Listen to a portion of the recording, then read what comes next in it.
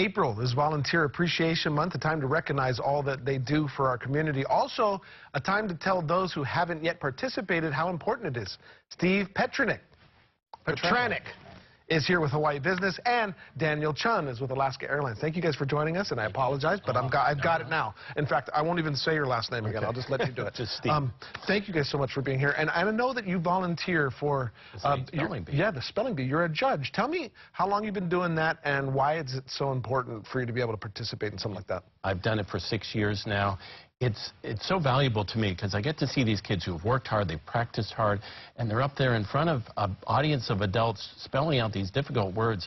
It's hugely important. I've talked to so many people, and one of their first public appearances was in a spelling bee. So volunteering for that is great, and Kamaaina Kids is so generous to sponsor the spelling bee year after year. There's so many things volunteers are needed for. I'm just grateful to be able to do it, but we need volunteers for the land, we need it for the ocean, to nurture all of our kids, not just our own. So many worthy causes. Petranik. Use it in a sentence. Can I have that in a sentence, please? Daniel, Alaska Airlines has been able to fly some of these kids to different places, and they're affording them the opportunity to be able to compete.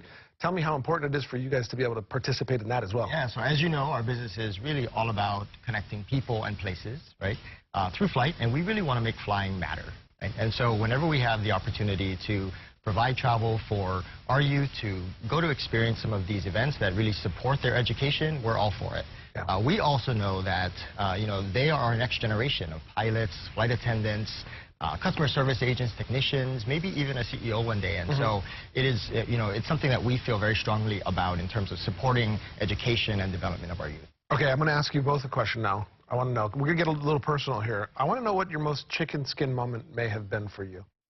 I think it's when you're making a personal connection. I'm mentoring some kids that are heading off to college for the first time, first in their families to go to college, and providing some advice and seeing the wheels turn inside their brains, and that they're taking it in, and that maybe they'll make better choices because of something I said.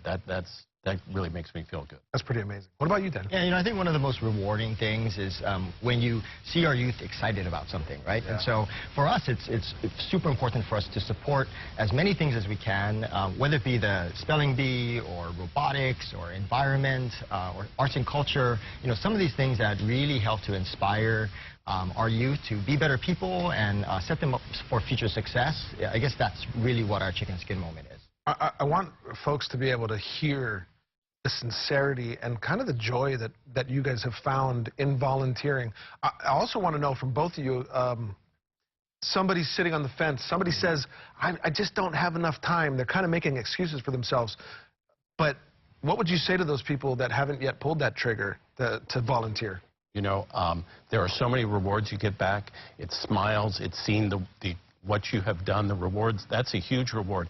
And at the end of the day, when you're on your deathbed, you're thinking, I gave instead of just took in this life. And that's very important. I think so many people recognize that you have to give, not just take. Dana? Yeah, for me, volunteering and giving back to the community has always been about pitching in and doing my part, right? I know life is super busy and filled with family and work and all of that stuff, right?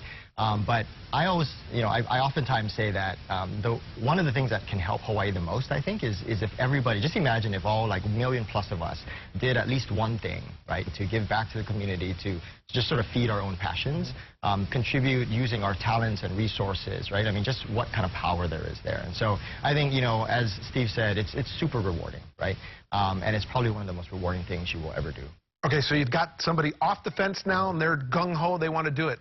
Give them, it's one of you, just real briefly, give somebody advice on how they can choose a place to volunteer. It's exactly what Daniel said. Find your passion. Do you love the ocean? Beach cleanups. Do you love education? Volunteer at a school. Love music? Give some free music lessons. Thank you, guys. I appreciate you guys being here. And for all you guys do, because our caking needs more people like you. Thank you. Thank you, guys. All right, coming up on Living 808, Hawaii international singer-songwriter Christian Lay is here in studio. We're going to catch up with her and find out